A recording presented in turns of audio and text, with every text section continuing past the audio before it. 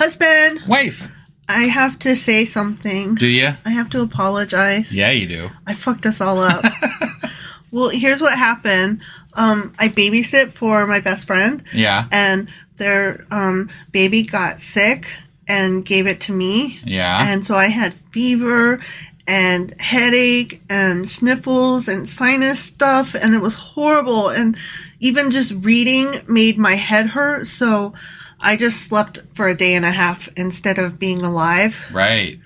So I couldn't. So here we are. So I put our whole schedule for the weekend off. Yeah. So here it is, Sunday night, we're recording this, and sorry. Yeah. All right. Well, let's go ahead and get into it. Okay, sorry. All right. Sorry. Sorry.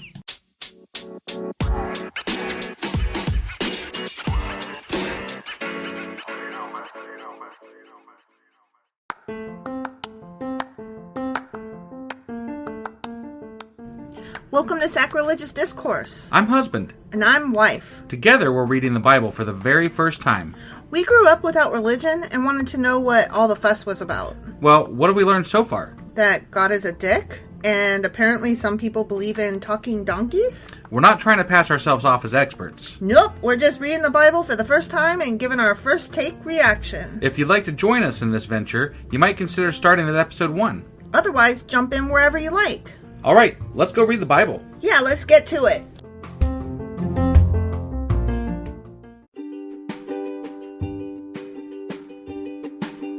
Hey wife, did you know that Anchor is sponsoring our show? Really? Don't we use Anchor to distribute our podcast on Spotify and Apple Podcasts? Yeah, and we are on just about every other platform available as well, thanks to them. Why do we use Anchor as our podcasting service? Well, they make editing and distributing our show a breeze. What if one of our listeners wants to start their own podcast? Then they should head over to anchor.fm or download the app to get started. Awesome! You guys should go do that right now! Husband! Wife! Even though it's late, do you know what we're doing? We're doing the... Sacrilegious Book Club! Yeah, that. See, you can't ask me. You're the one that has to say it. Well, I wanted to make sure you knew what we were doing. But how do you know I knew? I just threw it back at you. Because if you threw it back at me, then that tells me that you know. It could also be the Saturday Q&A. But that's not what we're doing, because we already did that. I know, but But we already did that. You can only officially narrow it down to 2. But we already did that. So there was only 1. You expect me to remember what I did yesterday? Well, we literally just talked about it, so yeah. When did we talk about it? Right before you hit record. You See, said... I can't remember a few seconds ago. Oh my god. Okay, just stop. This is ridiculous. So, we're doing the book of Leviticus. Okay. That is what we're doing. What pages was it going over? In Asimov's Guide to the Bible, it is pages 154 through 164. We did not break it up into sections thus far, or because of that. What am I saying? I have no idea. We did not break it up into sections because it's only 10 pages long. Oh, okay. So I'm doing the whole book. Whole book. The whole book. One shot. One shot. Okay. Sorry. Awesome. I'm still not all here. I'm kind of sick, so all right, sorry. Let's go Again, do this. Sorry. Bye. Hey wife, do you like coffee in the morning? I sure do, husband. Morning, noon, night. Which reminds me, I need to add that to our grocery list because we're running low. Wait, before you do that, check out the website ungodlybrew.com where you can purchase a pound of your favorite flavor of coffee. What if I want more than 1 pound? Either order a larger amount, or better yet, get 10% off by setting up a subscription for every 2 weeks or a month or whatever works for you. Did you set up something special for our listeners? You know I did. Exclusive for our listeners, get an additional 10% off subscriptions by entering the code SACRILEGIOUSCOFFEE at checkout. That's a hellishly good deal. Ungodly Brew is hellishly good coffee. Okay, so we are doing the book of Leviticus in Asimov's Guide to the Bible. Straight through. We're in the Old Testament. All of Leviticus. Yeah, starting on page 154. All of it. The whole thing. The whole thing. Ready? Yeah, I'm ready.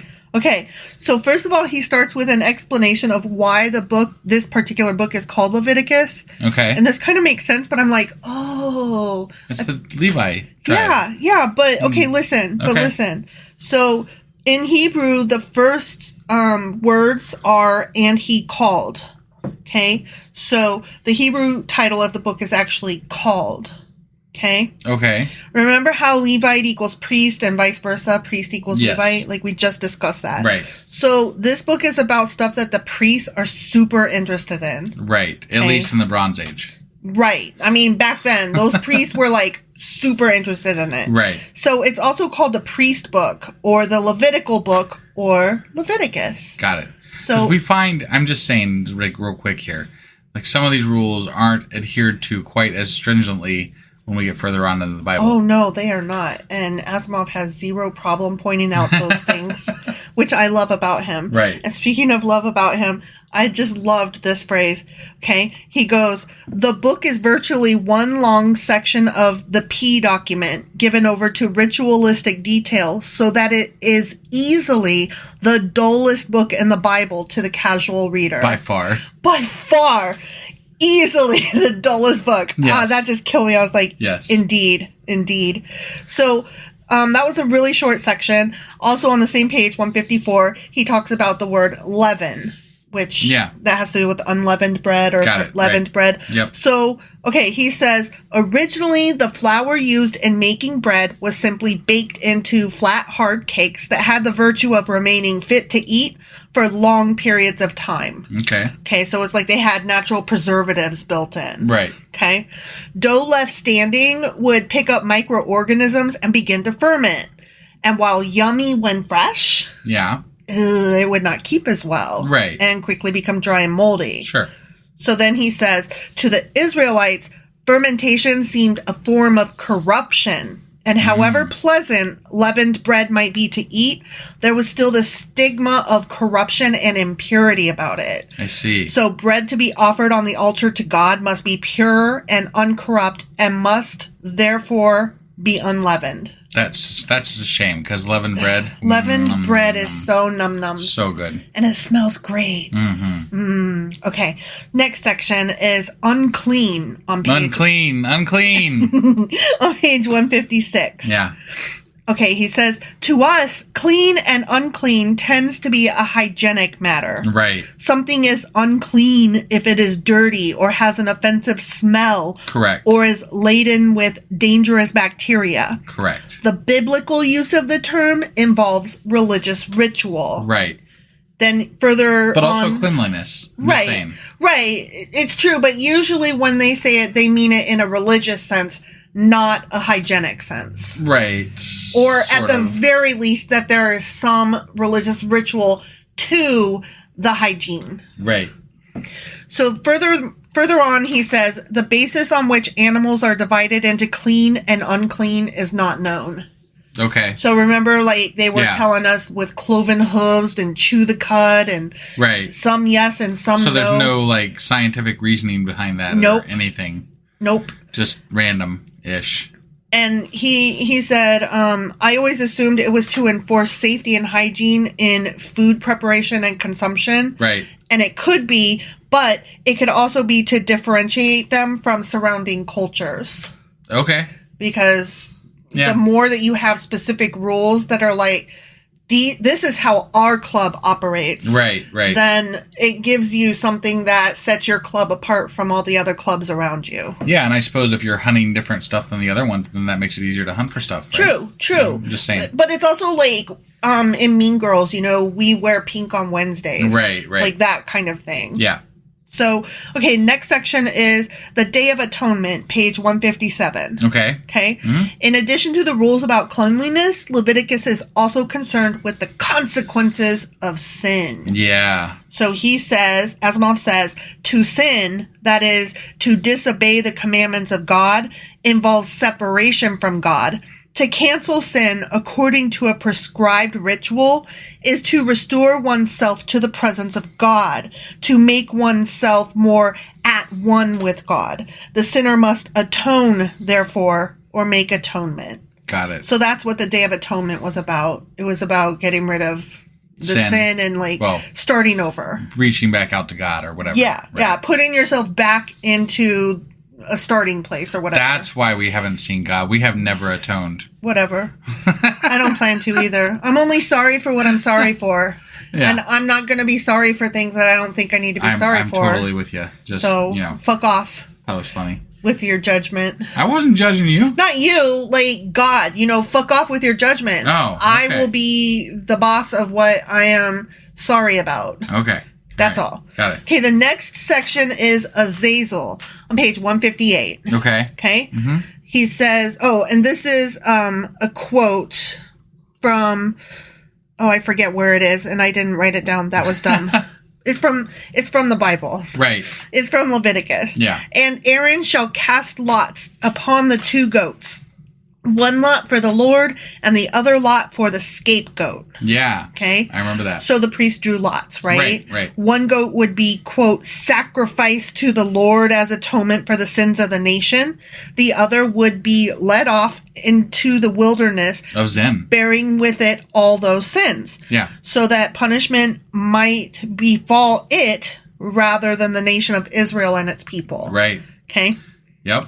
So the escaped goat, what was it called? A scapegoat. A scapegoat, which is any person or object who, himself innocent, suffers vicariously for the deeds of another. Yeah. We still use that poor term to fucking this day. Yeah. That goat got a raw deal. Right? So the Hebrew word translated into scapegoat is Azazel.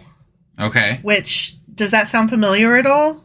It does, but I don't know It's a why. devil-y type word. That's what I thought, but I wasn't sure. So the way that I read that quote was, and Aaron shall cast lots upon the 2 goats, one lot for the Lord and the other lot for the scapegoat. But how it reads in older texts is, and Aaron shall cast lots upon the 2 goats, one lot for the Lord and the other lot for his Azazel. Got it. So it's almost like they were worshiping 2 gods, sort of? No. I mean, no. ish. They were, maybe, kind of. Maybe kind of? Maybe kind of. But there's no other mention of the word Azazel in the Bible. Okay. All right. So, here is Asimov's suggestions. Maybe it's a, demon dwelling in the wilderness. Sure. Okay. That they were like, here, get these sins away from us. You go out to that demon. Right. Or Azazel could be one of the fallen angels who would not accept that man was superior. Okay. Like, that's why Lucifer fell, right? Yeah. Or it could be the chief of those fallen angels who lusted after women, the act which brought on the flood. Do you remember that? Yes. Like the fallen angels, they were getting busy with human women. Yep. And then God was like, this is gross. Right. My angels are fucking my people. Yeah. Nasty. Making giants. So he was like, flood that. Yeah. So Asimov is like, but here's some suggestions. Sure. So. Okay. The next section is Devils, page 159. Okay. Which I just find it so interesting that this is what we're talking about, given where we're at in our natural reading. Yeah. We're talking about some of this stuff. Right. You know? Right. Yeah. Okay. So Leviticus chapter 17, verse 7 says, and they shall no more offer their sacrifice unto devils. So the word devil comes from the Greek diabolos, which is funny because you know the game Diablo. I knew you were going to think of that, so I went ahead and did it for you. Right. And that word means slanderer. So Asimov says the name applies to evil spirits that slander God in men's ears, urging them on to disobedience and sin. Devils comes from the Hebrew serum, or wild goats. Oh. Okay, so Asimov has another couple things to say here. Yeah. Okay, and these kind of blew my mind. Okay. The Greeks visualized the woods to be full of nature spirits in the shape of men with the horns, tail, and hindquarters of goats, always in a state of sexual heat. They called them satyrs, and the word has entered the modern psychiatric vocabulary to represent men suffering from insatiable sexual desires. Huh. Then furthermore, he says, the popular conception of Satan today with his horns, tail, and cloven hoof shows that he is still pictured as a satyr. I see. And did you know that the word satyr is where the word satire comes from? I didn't know that. Isn't that interesting? Yeah. I love etymology. Yeah. Okay, so the next section is blood on page 160. Okay. And Asimov says, blood is considered to contain the principle of life, as is reasonable, seeing that long-continued bleeding will kill a man who seems otherwise unharmed. Right. Life as a creation of God cannot be appropriated by man, and man cannot therefore eat blood. Got it. So that's why there's that whole commandment of don't fucking eat blood, guys. Right. It comes from because blood is the life thing, the life force. Yeah. And even before Leviticus, God had told Noah not to consume blood. So it was like in there early on. It was like a old rule. Got it. Okay. Okay. Yeah.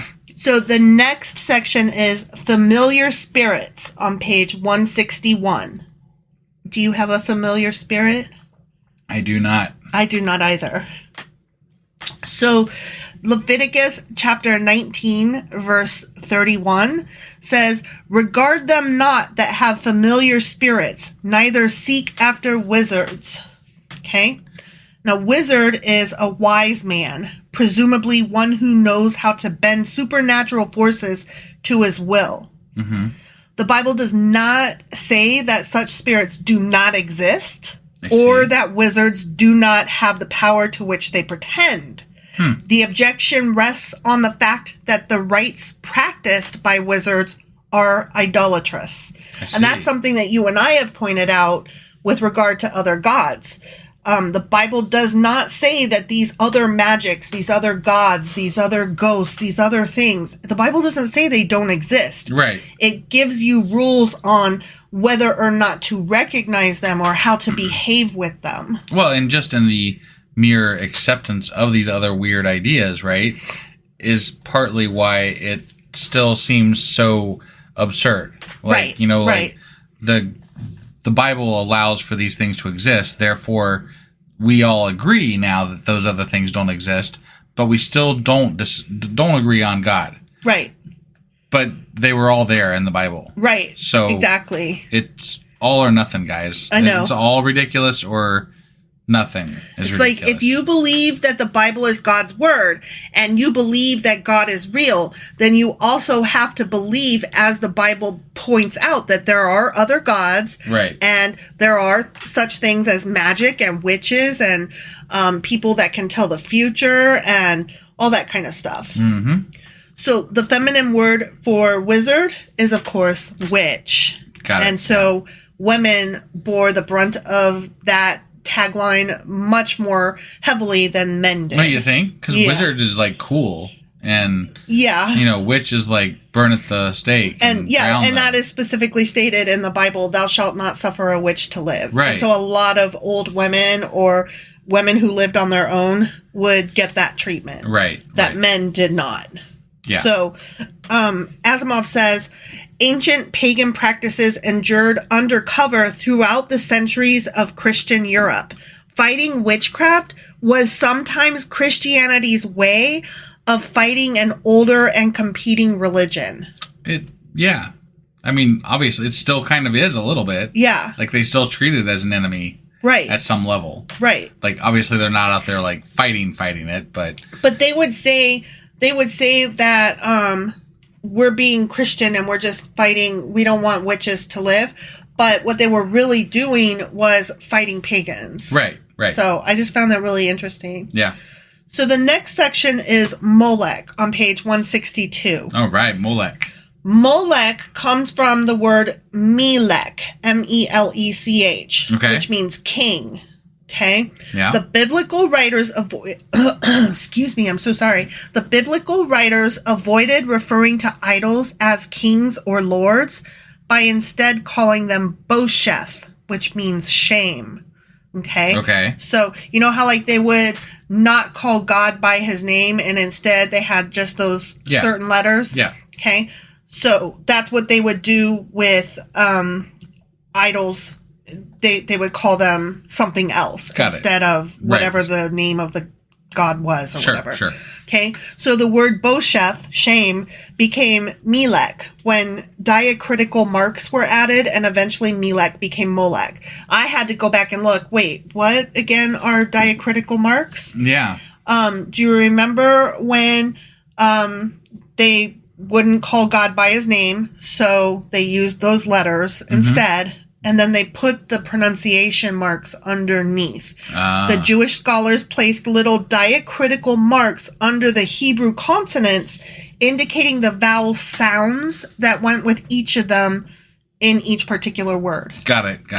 And we covered that like several pages back or several sections back, but I just wanted to reiterate that it applied to more than just the word God or Yahweh or Yahweh. Got it. It also it applied to anything that they wanted to make sure people throughout history would remember how to pronounce once memory was gone of how to pronounce it. Sure.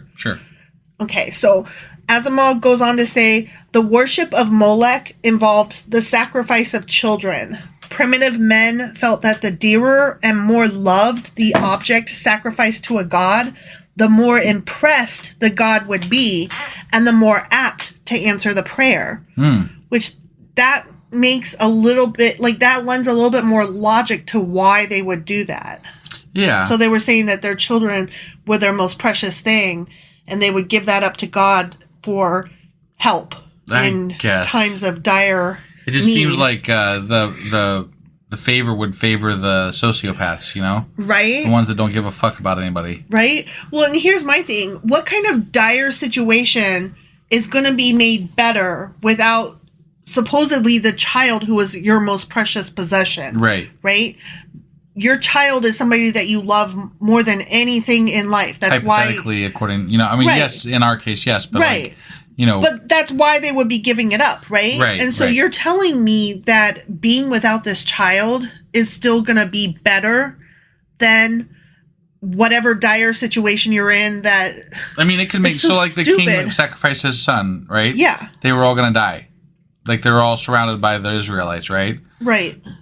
Is it better that his son dies or that all of his people die? So he did it to save his people, but these regular, ordinary people were sacrificing their children. Right. But I'm just saying, like, there could be circumstances where maybe it would be deemed okay. No, I get it. I get it. That king who killed his son, even though it's gross and despicable and stupid, like, I get why he did that. He did it because he thought it was best for his people. Right. Therefore, you can look at that as, in ignorance, though, he did commit an honorable act. But in reality, it worked out. Right, that's true. I mean, according to the Bible. It's true. It did. You're right. But when we see an ordinary person do it, they're not... Right. No, they're an asshole. They're not doing it like... You don't owe your whole, like, I'm going to kill my kids so that the entire land will... have crops or something. Yeah, like, that just seems so... Yeah, no, fuck that. Stupid. I don't know. Whatever. I can't possibly get into the mindset. I'm just way too biased and of this century. Right. So Asimov goes on to say, many men of the period applied the word Melech to Yahweh and assumed themselves to be sacrificing to God in an approved manner, as Abraham was ready to do in sacrificing Isaac. So they did not necessarily view this as a competing... they thought they were worshiping Yahweh. Yeah. Interesting. So it's just another way that different religious practices kind of intermingled. So it's also almost like Baptist versus Lutheran. Yeah. Like... Really. Or Baptist versus Catholics, you know? Like, who's got the right of it? Sure. No, you're both stupid. Right. So the next and final section is Jubile, and that is on page 163. Okay. Jubile was a special festival which was never put thoroughly into practice, which I think is funny. Yeah, that is funny. Right? Asimov says, in a way, it was a method of starting things fresh every half century so as to prevent the accumulation of economic injustice. It was a beautiful idea, but impractical.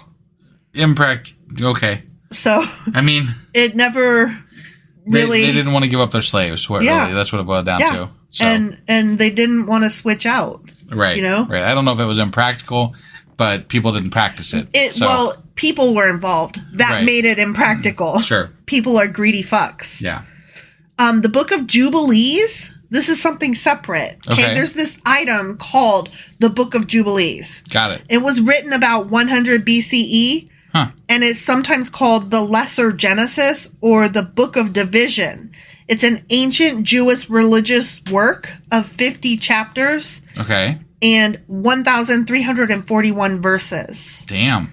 The book is considered one of the pseudepigrapha. I'm sure I'm pronouncing that wrong. Right. I'll tell you again what that means in a second. Okay. It's considered a pseudo whatever by Roman Catholic, Eastern Orthodox, and Protestant churches.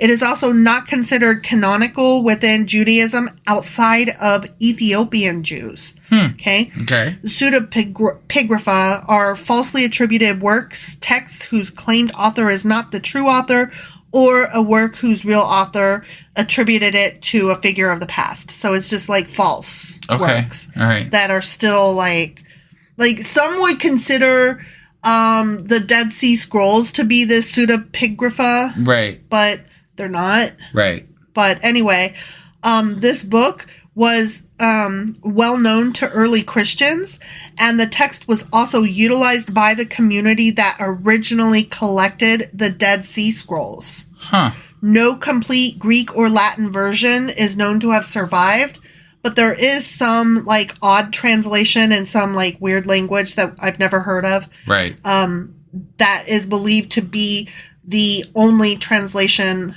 available to us today. Gotcha. And it was part of the Dead Sea Scrolls. Huh. Interesting. The Book of Jubilees claims to present, quote, the history of the division of the days of the law, of the events of the years, the year weeks, and the jubilees of the world, as revealed to Moses by angels while he was on Mount Sinai for 40 days and 40 nights. Okay. And so Asimov mentioned the Book of Jubilees, and I kind of went down a little bit of a rabbit hole and looked it up, and that's where I got all that extra information about it, because I was like, I'm sorry, say what? Right, The Book of who? Right. The Jubilee of what? Yeah. So it's just a thing that's out there that is basically like a Jewish fable kind of thing. Gotcha. Okay. Gotcha. So that is it for Leviticus. Okay. And next weekend we will start the Book of Numbers. Numbers goes from page 165 to page 192. Okay. So for our first one, we're just going to read pages 165 to 174. Okay. And that will cover the following topics: Numbers, the sum of the congregation, the Ethiopian woman, Caleb, Zin, Kadesh, Korah, Dathan, and Abiram, the pit, and Mount Hor. Awesome. Okay? Yeah. So that's that. All right. Okay. Well, that was fun. We learned quite a bit. Fun and interesting. Yeah. That was the whole book of Leviticus. Right. That was the whole fucking book of Leviticus. I'm so glad he buzzed through it. Right. He buzzed through it so much better than I did. Yep. All right. Well, that was our book club for the week, and apologies again for it being late. Yeah. So our replay will be coming out here in just a second too. So as soon as I get done posting this, the replay will be coming out as well. So we will see you next week for Sacrilegious Book Club. Yeah. Bye. Bye.